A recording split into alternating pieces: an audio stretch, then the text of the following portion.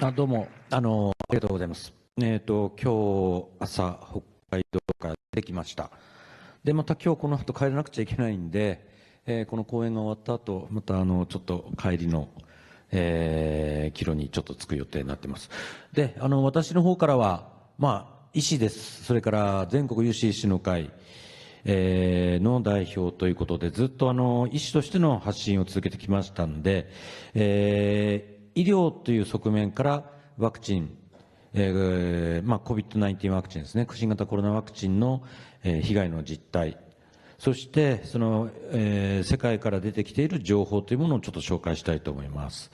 私のプロフィールはざっとこんなところです。で、人類が初めて経験するメッセンジャー RNA ワクチンということで、これは本当に人類初めてなったんですね。で、あたかも、日本人の多くが、日本人だけじゃないですけれども、安全だと信じて、打って、接種していったワクチンだったわけですけども、結論としては、やっぱり打たなきゃよかったなということに、もうほぼなってきていると思います。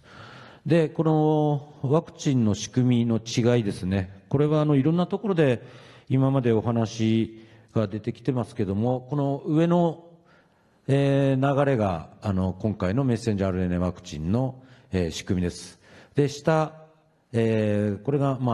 旧来からある、これまでの、ワクチン、不活化ワクチンの場合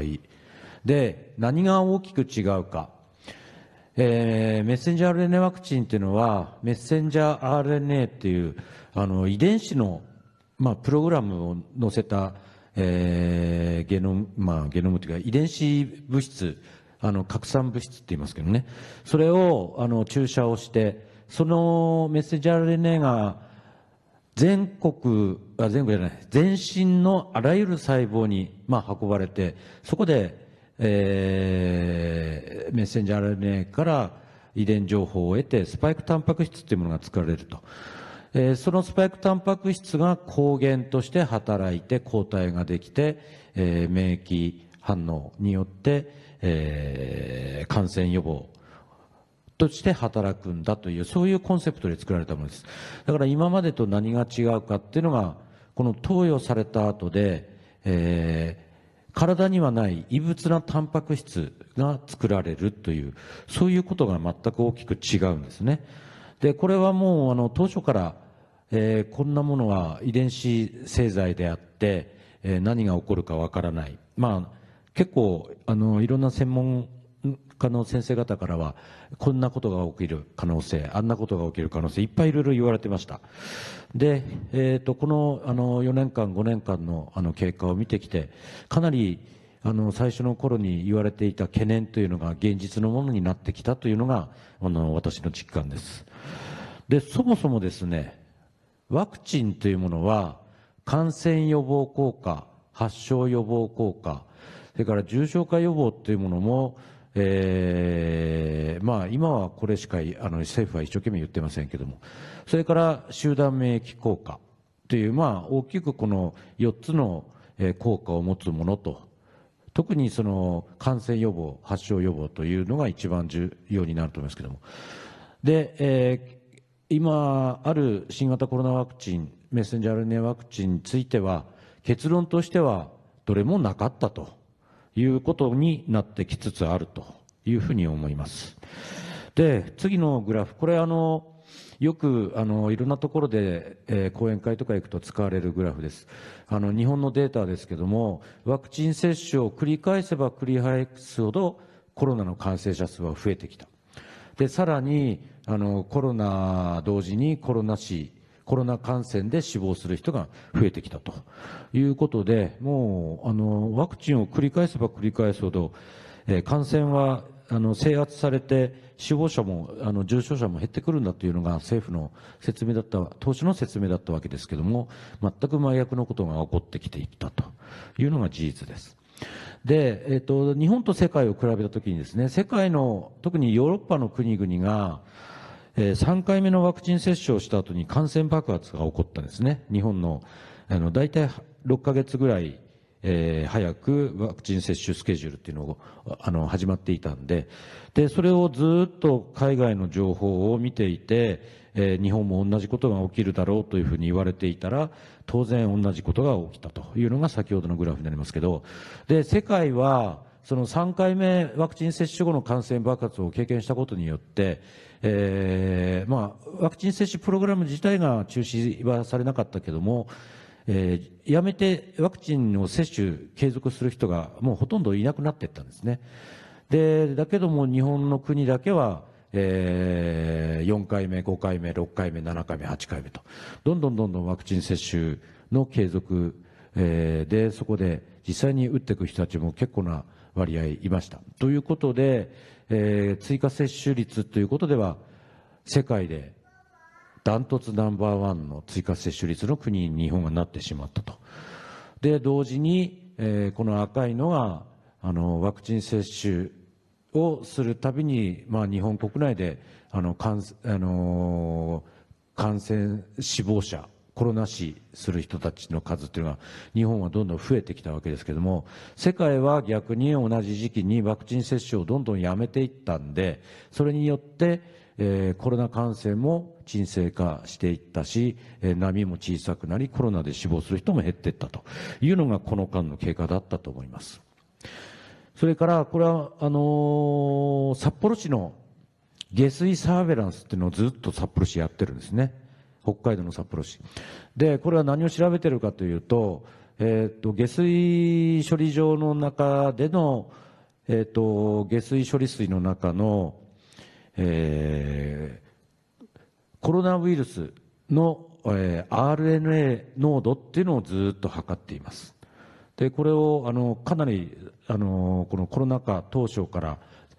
早い時期から始めてきて、今現在もずっと継続しながらデータを追っかけてます。これが一番最初に始まった時期から2022年の1月1日って言ってますけどね、そこからずっとこう見てきてるんですけども、ここで一つ、分かること、ちょっと注目してほしいこと、これ時々宮沢孝之先生、にゃんこ先生ですね、宮沢孝之先生もちょっとお話しされてるんですけども、当初の頃は感染の波が収まると、ほぼ RNA、下水中に、ある RNA っていうのはほぼゼロで収束するということが通常だったのが、ワクチン接種プログラムがどんどん4回目、5回目、6回目と進むにつれて、コロナ感染の波が過ぎてもゼロにならなくなっていったと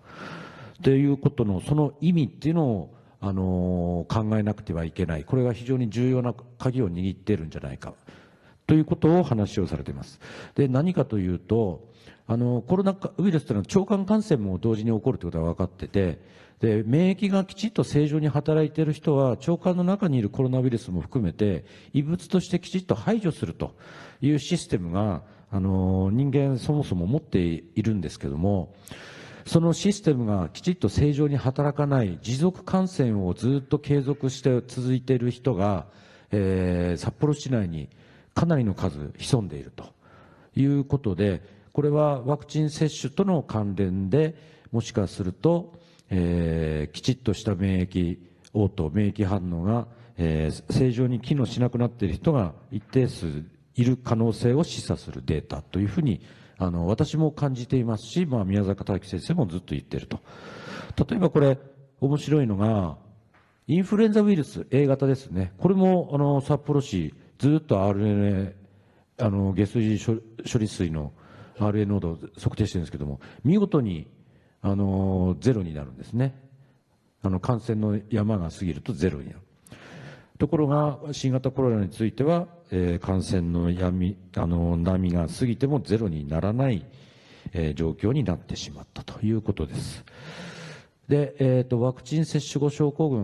群、よくワクチン後遺症と言いますけれども、先ほどちょっと話したようにメッセンジャー RNA、LNP 製剤はもう全身に行き渡ると。もうターゲット、オフターゲットって言いますけども、ターゲットなく、あらゆる細胞に行き着きます。その到着した細胞に、取り込まれて、スパイクタンパクを産生する。で、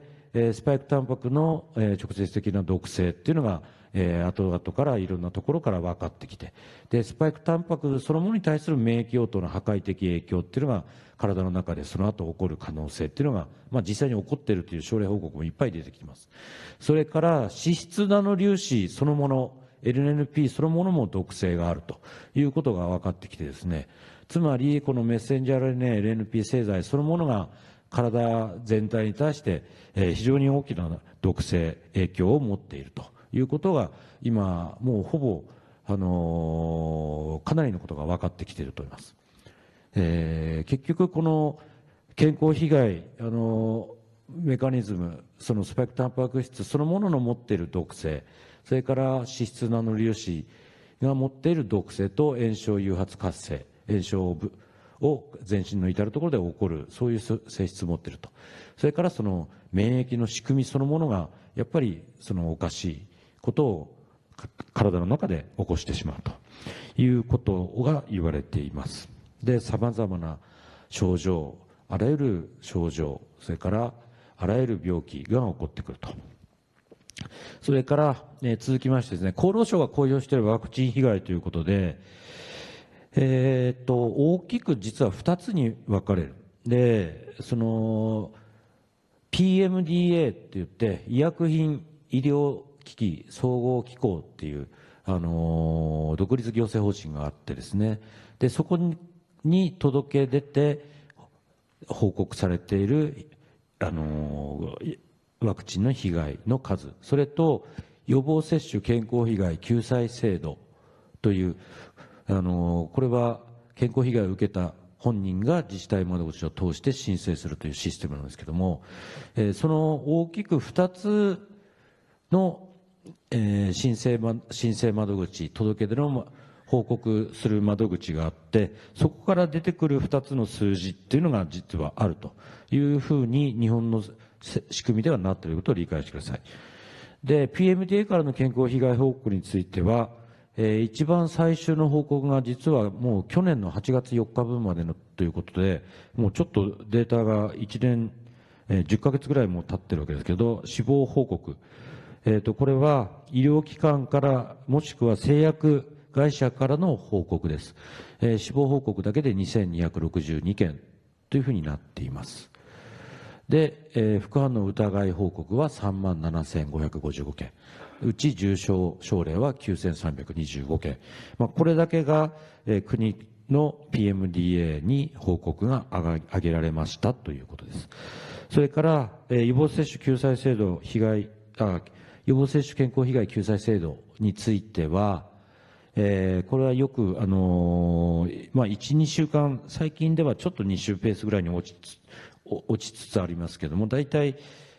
毎週のように認定審査会が開かれています。で、一番最新の数字が、これ5月30日です。つい先月。認定件数全体で9171件。で、厚労省に届いた受理件数が1万3000件以上というふうになっています。で、死亡認定件数は1018件。このワクチン接種プログラムが始まってから、どんどん右肩上がりで申請が、増えてきたと。それと、よく、この予防接種健康被害救済制度自体は、もう45年以上の歴史があります。で、今まで過去45年間のすべてのワクチンでの被害認定の件数、それから死亡認定の件数、たったこの4年間の間のコロナワクチンの、認定、被害認定件数、死亡件数っていうのが、もう数字としてしっかりあるわけですけれども、もうすでにこれだけ新型コロナワクチンだけで大きな人的被害が生まれているということが、もう国の発表している数字だけからも一目瞭然だと。で、これが、これまでのあらゆるワクチンの、被害認定ケースですね。それから新型コロナだけ見るとダントツで、大きな数字になっているというのがもう一目瞭然だと思います。で、この政府厚労省が公式に発表している新型コロナワクチンの被害は氷山の一角で、実際の人的被害は公式発表の10倍、20倍、もしくは100倍、200倍になる可能性も十分あるわけで、人類史上最悪、最大の薬害事件というのはもうほぼ確定、間違いないだろうと思います。で、これまでこの予防接種に伴う有害事象、なかったのかというと、これだけありました。DPT ワクチン、MMR ワクチン、それから日本脳炎ワクチン、子宮頸がんワクチン。で、新型コロナワクチンはこれだけ大きな被害が出ているにもかかわらず、相変わらず定期接種が今年の秋も行われる予定になっています。で、日本の医学会では、全くその報告されてないのかというと、そんなことは全くなくてですね、これは全国有志医師の会が、去年の12月までの情報として、全国の医学会で報告された、ワクチン接種、コロナワクチン接種が関連すると思われる、学会報告、というものを全部データベース化しています。で、それを一覧にまとめたものがこれになるんですけども、これで見るともうあらゆる病気が、報告、日本国内からも報告されていると。それからワクチンビジネス。これは、最新データです。6月2日更新となってますけども、ここにモデルナの、インフルエンザのメッセンジャータイプ型、第3相試験まで。それからこれは、コロナワクチンとインフルエンザの、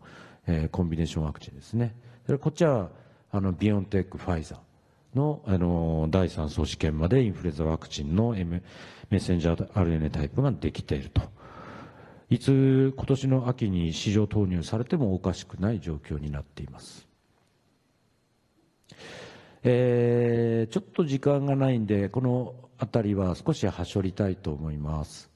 おそらく超過死亡の話、藤江さん、今日来られてますんで、藤江さんの方がいっぱい話を、データをもとに話してくれると思うんで。で、これは、北海道、私北海道なんで、北海道新聞のお悔やみ欄です。去年、一昨年かな、年末に、北海道新聞見てびっくりしたんで、あら、これは撮っとかないとという撮影したんです。もう一面全部お悔やみな、こんなことはなかなか見る機会はないと。葬儀すぐできない。これ未だに続いてます。この連休の間も、北海道有志医師の会で、歯医者さんとお坊さんを二足のわらじでやってる先生がいらして、連休中、葬式ラッシュで、大変だったって言ってましたけど、帯広なんかでも、火葬場が順番待ちで3日待たされたというふうな話も聞いてます。あとはちょっと時間がないんで、ここからちょっとだけ、この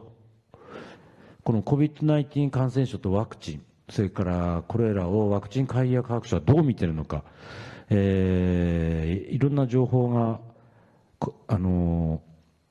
論文として、たくさん出てきています。で、これは有名なデータで、2年前にアメリカのクリーブランドクリニックという5000人規模の、病院の中で取ったデータによって、コロナワクチンを接種した人ほどコロナに感染しやすくなるという、データです。それから、これも2023年8月ですね、ちょうど2年くらいになります。スパイクタンパク病、スパイキオパシーという新たな疾病概念というのが提唱されてきました。それからイタリアからは、ワクチン接種を、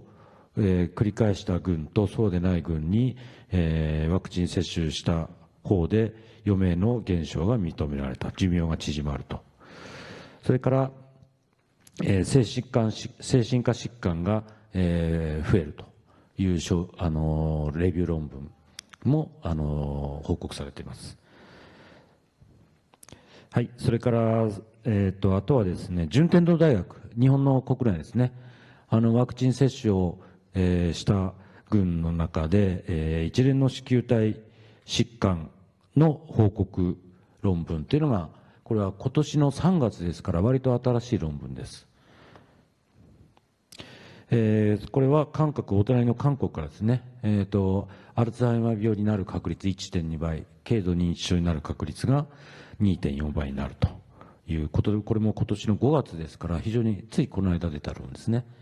で、これまた、今年の3月ですけども、これも有名な話ですね。妊婦さんにワクチン接種したことによって、胎盤を通過する。で、胎盤を通過して、子供に、胎児に、メッセンジャー RNA の、遺伝子、メッセンジャー RNA が届けられて、それによって胎児そのものが、免疫原性を持ってしまう可能性があるという論文です。それから、これも今年の2月で、アメリカのイェール大学から、まだ査読済みにはなってないけども、イェール大学っていうのがアメリカ国内の実は免疫医学のトップの大学です。で、ここの教授、女性の方で日本人です。この先生が実はずっとワクチン推進派であったんですけども、衝撃的な論文を発表したと。ワクチン接種、ワクチン後遺症が無視できないほど存在していると。で、最後のワクチン接種から700日以上経過しても、スパイクタンパク質が検出されたという論文を発表しています。それからこれは日本の国内、今年の3月です。札幌帝心会病院の脳外科のチームが、16人中7人の脳動脈組織からスパイクタンパク質の陽性染色を確認したと。で、最長で17ヶ月経過後も、スパイクタンパク質が確認されたという論文を出しています。あとは、イスラエルからの報告ですね。自己免疫疾患を発症するリスクが 23% 増加する。で、こういうようなデータが世界各地から出てきています。ということで、薬害、ここに書いてますけど、人災の一つ、間違いないだろうと。特に今回の新型コロナワクチンについては、この責任者、なんとか逃げ切ろうとしていますけれども、絶対その逃げ切りを許さずに、被害者救済をしながら、責任の最後まで追及していくことをやり遂げなければ、日本のこの社会そのものが、この先どうなるかわからないというふうなところにまで行き着くところまで来ちゃってるんじゃないかなというふうに思っていますので、今後ともぜひよろしくお願いしたいと思います。以上です。ありがとうございました。